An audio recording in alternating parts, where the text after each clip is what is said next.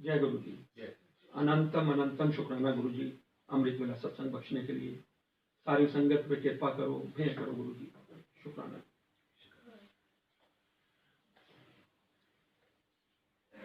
संगत जी जय गुरु जी। भैया दूज का दिवस है आज, और ये भी एक त्योहार माध्यम है कि कैसे हर त्योहार कोई ना कोई लेसन देता है। तो आज सारी संगतें इनको भाई बना लें। रिश्ते में तो हमने इनको गुरु तो माना ही हुआ है और निरंकार है, पर ये भी बहुत संतों ने ऑलरेडी कुछ, कईयों ने इनको भाई, कईयों ने इनको फादर, कईयों ने इनको मित्र, कईयों ने माँ, कईयों ने जो भी अपने रिश्ते बनाए हुए जुड़े हुए हैं। पर आज अगर भैया दूज के दिवस पर आज सत्संग का मौका मिल रहा है और आप भी बैठे हैं इधर, तो आज से आप इनको भाई बना लें। यही एक सच्चा रिश्ता है, यही एक सच्चा रिश्ता है संगत का और गुरु का। बाकी सब रिश्ते झूठे हैं, कोई रिश्ते काम नहीं आते। ये इतिहास है, हमने बहुत बारी देखा है। सब, ये नहीं मैं कहूंगा हर एक चीज हर एक पे एप्लीकेबल है, बट मोस्टली सब रिश्ते झूठे हैं। सिर्फ एक यही रिश्ता सच्चा है, और जब इनके हाथ में आपने अपनी डोर दे दी तो फिर ये संभालेंगे, और ये हर कठिन समय में, हर मुश्किल में आपके सामने खड़े होंगे। किसी रूप में खड़े होंगे, किसी मैसेज के रूप में, किसी संगत के रूप में। कैसे आपके साथ खड़े होते हैं अनसंग, ये यही जानते हैं, और ये हमारे लिए बहुत बड़ी बख्शिश है। पीछे अभी 2 दिन पहले हमने सबने दिवाली मनाई। उस दिन भी ये जिक्र हुआ था कि दुनियावी तौर पे हम हर दिवाली पे दीपक जलाते हैं, और दिवाली से हमें, ये एक दिन की दिवाली होती है, एक दिन का दीपक जलाते हैं। पर संत महापुरुषों ने कहा है कि हम रोज दिवाली मना सकते हैं, हम रोज दिवाली मना सकते हैं। बहुत ही सिंपल तरीका है, अपने तन को दिया बना लें, अपने तन को दिया बना लें, और उसमें अब जो तेल है वो नाम और सिमरन का तेल डालें, और जो जोत है वो श्रद्धा और भाव की जोत जला लें। जिस दिन हमने ये भाव अपने अंदर डाल लिया, ये दिया अपने अंदर जला लिया, हमारे लिए रोज ही दिवाली है। ये सिमरन, ये सब क्या करते हैं, हमारा अंधेरा दूर करते हैं।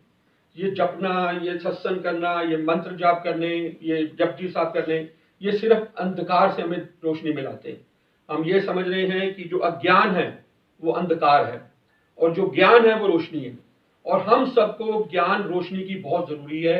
बहुत भटके हुए हैं हम, और बहुत हमें चीजों का पता नहीं है, और एक चीज को हम आज जो इन दिनों में हम समझ पा रहे हैं उसका बहुत ही बड़ा मीनिंगफुल हमारे लिए होता जा रहा है। तो ये रोज दिवाली मनाने का हमारे लिए मौका है। इस नाम के दीपक को जला लें अंदर, और फिर देखिए आपके कैसे अवगुण दूर होते चले जाएंगे, कैसे आप इनके करीब होते चले जाएंगे। ये इनकी कृपा है और इनकी बख्शिश है। साथ ही में बंदी छोड़ दिवस, जिस दिन दीपावली होती है उस दिन बंदी छोड़ दिवस भी मनाया जाता है। अभी 2 दिन पहले वो भी मना। गुरु गोविंद सिंह जी 52 पहाड़ी राजाओं को जहांगीर के भवन से मुक्ति दिलाकर, बंधन से उनको छुड़वाकर गोल्डन टेम्पल में उनको छुड़ाकर लाते हैं, और उसकी खुशी में भी वहां पे दीपक जलाए जाते हैं और शुक्राना किया जाता है। और हमें भी अब अरदास करनी है महाराज के आगे कि हमारे भी बंधन काट दें, हमारे भी बंधन काट दें, काम क्रोध मोह माया के। हम सब इन बंधनों से जकड़े हुए हैं कई जन्मों से, कई समय से। पर जैसे जैसे हम इनके करीब आते जाते हैं, या ये हमें अपनी शरण में ले लेते हैं, ये बंधनों से हमें मुक्त करते चले जाते हैं। बहुत जरूरी है हमारे ये बंधन कटना, और इनकी वडियाई, इनकी कृपा हम सब जानते हैं। अमृत वेला, बहुत ये सत्संग होना, सत्संग कराना, सत्संग में आना, संगतों का आना, किसी एक परिवार में सत्संग कराना, ये बहुत बड़ी भाग्यों से मिलता है। और अमृत वेला, ये तो शब्द ही नहीं है। अमृत वेला का गुरु नानक जी ने खुद अपने मुख से ये बात कहा है, उन संगतों को मैं बलिहार जाता हूं, उन संगतों के मैं सदके हूं जो अमृत वेला उठ जाते हैं, जो अमृत वेला उठकर प्रभु का सिमरन कर पाते हैं। बहुत कृपा चाहिए इसके लिए, बहुत बड़ी ब्लेसिंग चाहिए। पर हम तरस मांगते रहे, हम इनके आगे अरदास करते रहे, तरस मांगते रहे कि बख्शे हमें ये। और जिस दिन ये बख्श देते हैं और जिस रस में हम डूब जाते हैं, आज बहुत संगतें डूबी हुई हैं, पूरा विश्व आज अपनी अपनी जगह पे अमृत वेला कर रहे हैं। तो जिस जिस जो आनंद अमृत वेला का संगतों को आ रहा है, वो संगतें ही समझ सकती हैं। और जो घर में सो रहे हैं उनको तो इसका पता ही नहीं है, वो सोते रह जाएंगे। और शेख फरीद जी इसके बारे में कहते हैं कि बहुत टाइम से शेख फरीद जी अमृत वेला संभालते हैं, और है मुस्लिम, पर मुस्लिम में भी सुबह की जो पहली नमाज होती है वो अमृत वेला में ही होती है, तो वो अपने अल्लाह का अमृत वेला में नाम लेते हैं, सिमरन करते हैं। एक दिन, बहुत सालों से कर रहे हैं, एक दिन उनके मन में आया, या लीला ऊपर वाला रिश्ता है, हमारे साथ भी ऐसा होता है कि आज मैं उठता नहीं, इतने साल हो गए करते हुए, कुछ तो होता नहीं है, कुछ परिप्राप्ति नहीं हुई, कभी आते नहीं है, तो एक दिन नहीं करूंगा तो क्या फर्क पड़ जाएगा। वो एक लेसन वाली बात होती है। उन्होंने एक दिन मन में उठने की कोशिश की, पर कहते नहीं आज मैं करूंगा नहीं, आज मैं सो जाता हूं। सो गए, अमृत वेला नहीं किया। जब उठे तो उठकर उनको ये महसूस हुआ कि मैंने आज कितना बड़ा जुर्म कर दिया, कितना बड़ा मैंने अन्याय कर दिया। मैं आज उठना नहीं, और मैंने ये सोचा कि आज मैं अमृत वेला नहीं करता। उनका सारा दिन परेशानी से, दुख से परेशान हो गए सारा दिन कि आज मेरे से कुछ बहुत ऐसी चीज हो गई है जो मैं इतने सालों से निभा रहा था। हे निरंकार, आपने मुझे आज कैसी ये अवस्था में एक दिन के लिए डाल दिया। उन्होंने फिर एक बड़ा छोटा सा अपने आप को जोड़ा, उन्होंने अपने आप को स्त्री बताया। देखिए भाव हैं ये महापुरुषों के। उन्होंने कहा अपने आप को स्त्री बनाया और निरंकार को अपना पति बनाया। वो कहते हैं सुहागन स्त्री, सुहागन स्त्री, वो मिसाल ऐसे दे रहे हैं, अपने पति के साथ कैसे नहीं सो सकती, क्यों नहीं सोई। उसने अपने आप को जब स्त्री के रूप में बताया कि मैं अगर सुहागन, उन्होंने सुहागन लफ्ज का इस्तेमाल किया, सुहागन स्त्री अपने पति के साथ नहीं सोई एक रात, वो पीड़ा वो समझ गए और वो हैरान होते हैं। कहते हैं कि मैं ये समझ पाता कि जो ये सुहागन है अपने पति के संग, पति के बिना कैसे सो सकती हैं। उन्होंने मिसाल दी, हम लोग अमृत वेला के बिना कैसे रह सकते हैं। उन्होंने कहा कि हम इतना जब तक करते हैं, अमृत वेला करते हैं, इतने जुड़े हुए हैं, बख्शिश हैं, जब मैं इतना बेचैन हो जाता हूं जो मैंने आज एक दिन अमृत वेला नहीं किया, तो जो लोग अब सोए हुए हैं और जो अमृत वेला नहीं कर पा रहे हैं, जिनको बख्शिश नहीं हुई, उनका क्या हाल होता होगा। जो वो अपना सब कुछ एक करके भी एक दिन में इतने बेचैनी दिखा रहे हैं, वो कहते हैं जो अब तक सोए हुए हैं वो उनका क्या हाल होता होगा, उनके अंदर क्या आग जलती होगी, कितने दुख वो सारा दिन उनके लिए, वो एक तरस वाली भावना है कि कितनी तुलना की है उन्होंने कि अमृत वेला जो बख्शिश है जिनको है और जो नहीं कर पाते हैं उनकी अवस्था क्या होगी। जब इतने अवस्था में इंसान बेचैन हो रहा है तो जो नहीं कर पाते हैं उनका तो क्या हाल होगा। हम देखते हैं, जब तक हम इस रस्ते जुड़ते नहीं हमें पता ही नहीं लगता। इसके साथ में एक बात भी उसी के माध्यम से आई कि अगर आज हमें महाराज ने अमृत वेला बख्शा है तो उसमें भी उन्होंने जोड़ा कि इसका इनकार भी मत कर बैठना कभी। हम अमृत वेला कर पा रहे हैं और संसार सोया हुआ है, बहुत संगतें सोई हुई हैं, बहुत लोग सोए हुए हैं, वो उनपे आपको ऐसा महसूस नहीं करना चाहिए कि हमें वो अहंकार नहीं आना चाहिए कि हमें महाराज ने अमृत वेला बख्श दिया। एक दिन शेख फरीद जी और उनका बेटा मक्का की यात्रा पे जा रहे हैं और पूरी यात्राएं पैदल होती थी, और जब वो मक्का पहुंचे और थक जाती थी संगतें और जाके फिर आराम करती थी कि सुबह अमृत वेला संभालना है। उनका बेटा और वो शेख फरीद जी सुबह उठे, अमृत वेला का समय हो गया, उनका नियम था, बाकी सब जो वहां पे मक्का में थी संगतें वो सब सोए हुए थे। तो जो उनका बेटा था उन्होंने अपने पिता को कहा कि देखिए आज हम कितने खुशनसीब हैं, कितने ब्लेस्ड हैं, ये देखो ये मक्का में आके ये सब ऐसे सो रहे हैं और हम इतने बड़े भाग्यशाली हैं। उन्होंने, उनके पिता ने कहा कि इससे अच्छा तू भी सो जाता, जो अगर तू ये बात कह रहा है, तू भी सोया रहता तो ठीक था। कहने का भाव उन्होंने समझाया कि ये तुलना अहंकार की नहीं बनानी कि कोई नहीं कर पा रहा और हम कर पा रहे हैं।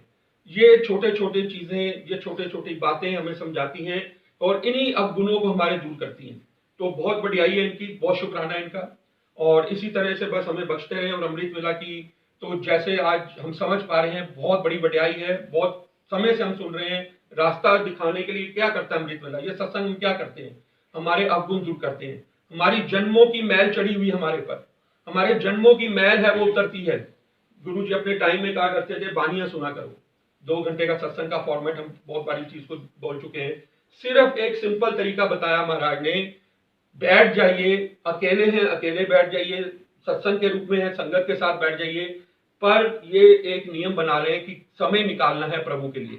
उन्होंने बड़ा सिंपल तरीका बताया, शब्द बानी सुने। शब्द बानियां चलती थी एम्पायर स्टेट में और संगतें सुनती थी, समझ में आती थी, नहीं आती थी, क्वेश्चन भी होते थे कि हमें समझ नहीं आती, तो महाराज बार बार ये इशारा करते थे, समझ नहीं आती सुनो। ये अंदर जाके क्या पॉजिटिवनेस दे देती है, क्या असर करती है, ये उनकी कृपा और उनकी लीला है, सिंपल वे है उनके। तो अमृत वेला के ऊपर जब जागो अमृत वेला, महापुरुषों ने तो ये भी कहा कि जब जागो अमृत वेला, पर ये अवस्था है जब हम ये सुबह का जो पहर जो बताए गए हैं, गृहस्थियों के लिए 3 से 6 का समय है और महापुरुषों के लिए रात को 12 बजे से भी अमृत वेला हो जाता है। तो ये जब हम अपने 2 घंटे अमृत वेला के महाराज को दे देंगे, सिमरन से दे देंगे, तो महाराज ने अपने शब्दों में कहा है, गुरु जी ने, गुरु नानक जी ने, कि ये 2 घंटे मुझे दे दो, बाकी सारा दिन मैं संभाल लूंगा। और ये फैक्ट बात है, मैं अपना भी एक्सपीरियंस बता दूं, जब हम अमृत वेला कर लेते हैं सुबह, आज इस समय में कर रहे हैं, उसके बाद जाने के बाद सारा दिन ऐसे निकलता है जैसे कि बहुत अंदर पीस, ये टाइम आता है, ये अवस्था आएगी, ऐसा महसूस होता है कि हमने आज अपना जो शुक्राना करना था, जो अपनी बंदगी करनी थी, उस अमृत वेले में कर ली, और अब सारा दिन आपके पास है, आप अपना काम करें, वो भी बहुत जरूरी है। महाराज ने कहा आपकी सच्ची कीरत बड़ी जरूरी है, कर्म पहले बहुत जरूरी है, आपके परिवार के लिए रिस्पॉन्सिबिलिटी बहुत जरूरी है। तो ये भी हमें जब करके हम ये चीज महसूस करते हैं सारा दिन, और फिर वो जो अमृत वेला का जो सुबह हमने किया हुआ है, वो श्वास श्वास वो सारा दिन हमारे अंदर चलना शुरू हो जाता है, वो भी अवस्था आती है। और यही अवस्था की बस अरदास है कि आगे कि जब वो अवस्था आ गई कि श्वास श्वास आपके अंदर प्रभु सिमरन चल पड़े, शुक्राना के माध्यम से चल पड़े, उनका जो ध्यान के माध्यम से चल पड़े, यही हमारा जीवन बदल देता है। और हम देख रहे हैं बदल रहा है, जीवन बदल रहा है। अमृत वेला का, सत्संग का, महाराज की शब्द वाणी सुनने का, ये हमारा जीवन बदल रहा है। तो रोज हमें ये छोटी छोटी शिक्षाएं मिलती हैं। अभी आज हम सब आपको जो संगतें यहाँ नहीं है या जो पहले आ चुकी हैं, हम मालूम है कि ये जो आज मैं खड़ा होकर, मुझे महाराज मेरे से ये सेवा करा रहे हैं, हम जपजी साहब का जिक्र कर रहे हैं, और जपजी साहब की वडियाई हम कर रहे हैं, जपजी साहब की ताकत हम समझ पा रहे हैं कि कितना ये मूल मंत्र है, एक ओंकार सतनाम, इसी का पूरा अर्थ है ये जपजी साहब। ये मूल मंत्र जो है, ये ही बीज मंत्र है, और ये बीज हमारे अंदर आना बड़ा जरूरी है। तो बस महाराज इसी तरह हमें बख्शिश करते रहे, रोज हमें कुछ ना कुछ ज्ञान देते रहे, और हम आगे इस चीज को बांटते रहे। अब आ जाते हैं आज की साखी पर। ये साखी एक छोटी सी एक रियल स्टोरीज होती हैं, जो गुरु ग्रंथ साहब में भी अंकित है, और रिंकू भाई साहब के माध्यम से हम रोज सुन पाते हैं कि उनको वो अपनी जब व्याख्या करते हैं तो उसमें ऐसा कोई जिक्र आता है। तो एक गांव है, उसमें एक बड़ी गरीब संगत है, उसका नाम है कंठा, और उसके आगे से गुरु गोविंद सिंह जी का उस टाइम गुरु गोविंद सिंह जी विराजमान होते हैं अपने दरबार में। तो संते गुरु गोविंद सिंह जी के दर्शनों के लिए जाती है। वो रोज देखता है, और वो अंधा है, उसको नजर नहीं आता, पर वो सुनता है रास्ते में संगतें जा रही हैं, बातें करती जा रही हैं कि गुरु गोविंद सिंह जी के दर्शन के लिए जा रहे हैं। पैदल यात्रा हुआ करती थी। वो संतों से पूछता है कि कैसे लगते हैं गुरु गोविंद सिंह जी, जरा मुझे बताओ तो सही, जब वापस आ रही होती है संगतें। और अंदर उसकी बड़ी प्यास होती है कि गुरु गोविंद सिंह जी के मुझे भी कभी भाग्य मिल जाए, मैं भी दर्शन कर पाऊं। पर अंधा है और गरीब है, कोई साधन नहीं है जाने का, पर अंदर भावना बड़ी, प्यास बड़ी लगी है। ये प्यास जागना भी बड़ी कृपा है। तो कई ऐसे महीने बीतते चले जाती हैं, संगतें उसके पास बैठती हैं, थोड़ी देर उसका कुटी है, वहां पर जिक्र होता है गुरु गोविंद सिंह का, वो सुनता है, रोज सुनता है, बड़ा ही खुश होता है उनकी वडियाई सुनकर। अपने मन में सोचता है कि कब मेरे पे अरदास मेरी कबूल करो महाराज, मेरे को दर्शन कराए। एक दिन संगत उसको बताती है कि ऐसा है कि तेरे जो अवस्था है, तू अंधा है, गरीब है, तू नहीं जा पाता, पर अरदास कर, वो भी वक्त आएगा कि गुरु गोविंद सिंह तेरे पास खुद आएंगे। ये भी कल हमने भी सुना कि कैसे गुरु गोविंद सिंह जी वो बालक के जपजी साहब के सदके वो उनके घर आए, उन्होंने आकर उनका वहां सूखी रोटी खाई उस परिवार से। तो वो सोच लेता मन में कि यही हो सकता है, अरदास करता है, महाराज अब आप ही आओगे, मेरे को तो कोई ना ले जाने वाला है, ना मैं पहुंच पा रहा हूं। समय बीतता गया। और दूसरी तरफ उसी गांव में एक सेठ है, बहुत धनवान है, सेठ का नाम मैं अभी भूल रहा हूँ, साईं-दास। वो साईं-दास भी बहुत भक्त है, उसको भी बड़ी ये बात हो रही है प्रेम की, कि कैसे हमारा गुरु के लिए प्रेम है, कैसे हमारा गुरु के लिए प्यास है, दर्शनों की प्यास है। और ये सत्संग, ये सिमरन, ये जपजी साहब, ये पाठ, ये हमारा प्रेम ही बढ़ाते हैं। हमारा प्रेम, देखिए प्रेम होना बड़ा जरूरी है, बिना प्रेम के भी प्राप्ति नहीं है। प्रेम होना, सच्चा प्रेम होना बड़ा जरूरी है। और ये सब जो हम जाप, ये जो भी मंत्र जाप या जो भी सिमरन करते हैं, ये हमारा दिन बर दिन प्रेम बढ़ता है। आप खुद अपना, पहले भी जिक्र हुआ है, अपना खुद चेक करा करिए कि आज आपने अगर एक अमृत वेला किया, पहला किसी ने शुरुआत की या सिमरन किया या शब्द बानी सुनी, अगले दिन आपको उसके लिए प्यास उठ रही है कि नहीं उठ रही? तीसरे दिन उसके लिए और प्यास बढ़ रही है कि नहीं बढ़ रही? चौथे दिन और बढ़ रही है कि नहीं? अगर तो प्यास बढ़ रही है, अगर तो आपको ये आनंद आ रहा है, तो समझिए कि आप कनेक्ट होते जा रहे हैं और इनकी कृपा पे हो रही है। अगर आपको लगे आज ओके चले आए हैं, ठीक है जी, गए थे और आ गए, बात खत्म। और इसके साथ मैं ये भी जोड़ दूं, कई लोग हम चलिया की बात करते हैं, ये बहुत बड़ी हम संगतों में देखते हैं। हमारे पास, हमारे लिए कोई एक कठिन समय आता है, किसी ने बताया जी चलिया कर लो, गुरु जी का कर लो, गुरुद्वारे का कर लो, चलिया कर लेंगे तो हमारा वो कार्य पूरा हो जाएगा। बहुत अच्छी बात है, आप इसी बहाने से, दुख के बहाने से आप चलिया शुरू कर दिया, आपने एक रास्ते पे आ गए। पर बहुत संगतों का हम देख रहे हैं, जैसे ही वो चलिए इंतजार करते हैं, आज कौन सा दिन हो गया, आज 30वां हो गया, आज 31वां, बड़ा मुश्किल है, सुबह पहुंच रहे हैं, रास्ते में तकलीफ होती है, उठने में बड़ी तकलीफ होती है, साथ में ये भी सोच रहे हैं कि कैसे ये पूरा हो और हमारा हम इसको अपने भोग डालें और हमारी जो अरदास की है महाराज पूरी कर दें। यहाँ पे ही आके फर्क आ जाएगा। ये मत सोचिएगा कि हमारी अरदास पूरी हो गई या नहीं हुई और हम चलिया सिर्फ इसी सोच से कर रहे हैं कि हमें यही चाहिए, वो अगर फिर हम देखते हैं संगतें चलिया पूरा हो जाती है, अगले दिन जयराम जी की अपने घर हमारा तो काम पूरा हो गया। पर नहीं, ये चलिया एक स्टार्टिंग, एक आपको डिसिप्लिन में लाने का तरीका है, ये एक रास्ता बनाने का तरीका है कि 40 दिन, ये साइंस ने भी प्रूव कर दिया है, रिहेबिलिटेशन सेंटर में भी ये प्रूव हो गया है, किसी भी संगत को सिगरेट की छोड़ने की बीमारी है, शराब को, उनको 40 दिन के लिए ही एक ऐसा ट्रीटमेंट दिया जाता है कि अगर 40 दिन आपने छोड़ दी चीज तो वो आपका जो है वो एक रूटीन बन जाता है। ये साइंस का प्रूव हुआ है, तो चलिया का ये भी लिंक है। तो हमारे को ये नहीं करना कि हमारा चलिया पूरा हो गया और हम बैठ जाएं। ये परिवार मिसाल है, एक चलिया हुआ, फिर दूसरा, फिर 400 दिन पूरे हुए इस दर को। यहां पर बहुत बड़ी मिसाल है, बहुत बड़ा इतिहास है, बहुत बड़ी ब्लेसिंग है इनके जब तब की, इनके कर्मों की। और ये सबको महाराज यही बात है कि आपकी भावना क्या है। तो आगे चलते हैं, फिर बीच में कोई बात आ जाती है ऐसी, तो वो कंठा बार बार अरदास करता है कि महाराज दर्शन दो।